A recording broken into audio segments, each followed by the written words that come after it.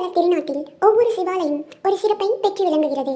அந்த வகையில் சமய குருவர்களில் ஒருவரான அப்பரால் பாடல் பெற்று திகழ்கிறது ஊட்டத்தூர் அருள்மிகு சுத்திரத்தினேஸ்வரர் திருக்கோயில். மேலும் இத்திருக்கோயிலில் சிவகாம சுந்தரியுடன் தனி சன்னதி கொண்டு காட்சியளிக்கும் ஸ்ரீ பஞ்சநதன நடராஜர் சிறுநீரக நோய்களை போக்கும் பரிகார கடவுளாக திகழ்கிறார். திருச்சி சென்னை தேசிய நெடுஞ்சாலையில் திருச்சியிலிருந்து சுமார் 45 கிலோமீட்டர் தொலைவில், பாடாலூரில் இருந்து சுமார் 5 கிலோமீட்டர் தொலைவில் அமைந்துள்ளது ஊட்டத்தூர் கிராமம். இந்த ஊரில் அமைந்துள்ள அருள்மிகு அகிலாண்டேஸ்வரி அம்மன் உடனுரை சுத்திரத்தினேஸ்வரர் திருக்கோயில் கிபி 7ஆம் நூற்றாண்டு முதல் 11ஆம் நூற்றாண்டுக்குட்பட்ட காலத்தில் கட்டப்பட்டது.